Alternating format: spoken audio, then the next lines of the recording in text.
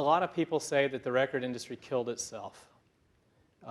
You know, millions of different ways. The classic example is the container charge, you know, that is taken away from the artist royalties right off the top, usually 20 to 25% for the, allegedly to repay the recording industry for the research and development of what later became the compact disc. But it's all nonsense, and charging 17 or 18 bucks for a, you know, something that's worth about $1 is just, it's absurd, and they have paid for that gluttony.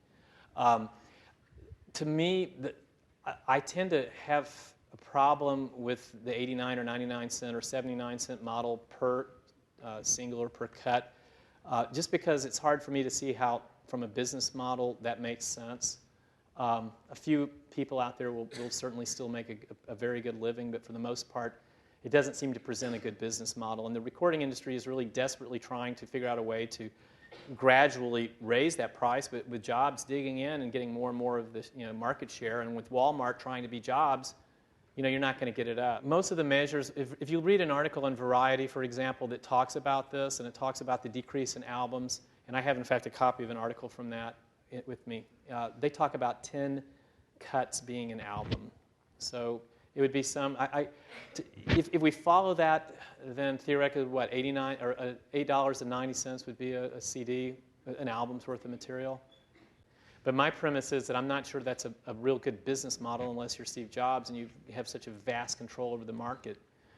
You know, the adage is that publishing is a business of pennies, but we're really cutting it pretty close. And it's hard to see how anyone else who's not a manufacturer of the key distributor is going to, you know, come out okay on this deal. I think the prices are artificially low. It's just my opinion. I have a bias, though, and of course my age is another factor, too. Also, I'm a musician. I'm a trained musician. I have degrees in music.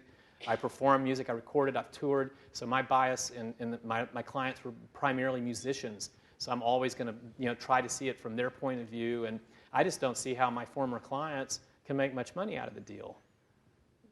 It seems to me that people are copying not because of the desire to break the law or not because of convenience, much like CDs have taken over phonograph records for convenience. So it seems like the industry needs to find a way to make it more convenient to pay for it.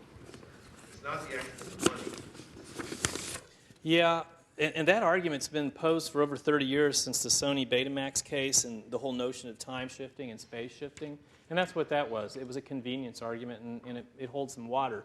You know, when all this originally came up, it really started more in the video arena before music. And the case, you know, the seminal case was the Sony case, and I think that was late 70s. It might have been decided finally in the early 80s, in which they said, yeah, you can make copies of TV shows for your own purposes, and the whole idea of time shifting and space shifting. Now, Napster comes back, you know, 20 years later, makes the same argument, and they say, no, it's not the same, and here's why, and they had a bunch of distinctions. But they're making the argument you're talking about with the convenience. I think Steve Jobs was saying that his argument was that 90% of the sales are in discs, and only 10% are digital.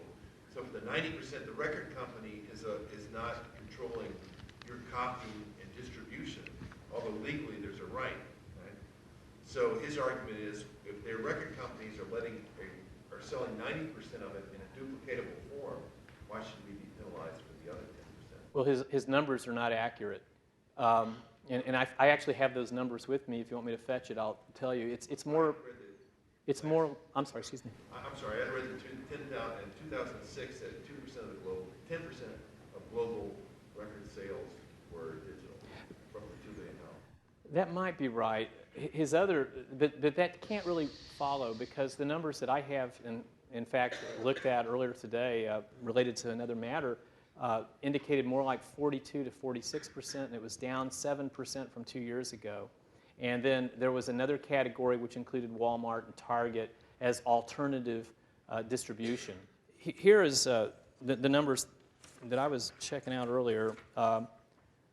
See if I can find the part that seemed relevant to what you're talking about. Chain stores saw just 41% of all sales, down from 48% 2 years ago. Indie music stores account for 6%. Non-traditional merchants, online services, TVs, kiosks at concert venues saw their sales grow 44% to 69.3 million. Mass merchant outlets like Walmart and Target account for 40% of all sales, up 1%. And then it talks about album sales dropping for the 7th consecutive year, but a dramatic increase in the dramatic increase in the sale of digital tracks helped keep the music industry afloat in 2006. 588.2 million albums were sold last year, down 4.9, but consumers purchased 581.9 million digital tracks. So, I mean, that's 588, million albums versus, down 4.9 versus 581.9 million digital tracks, a 65% increase. I've seen all these numbers. I don't know what they mean. I don't know how reliable they are. Certainly, traditional distribution is dead. And it's hard for me to see how it could be much more convenient than it is right now. But that's the argument that they've been making, your argument.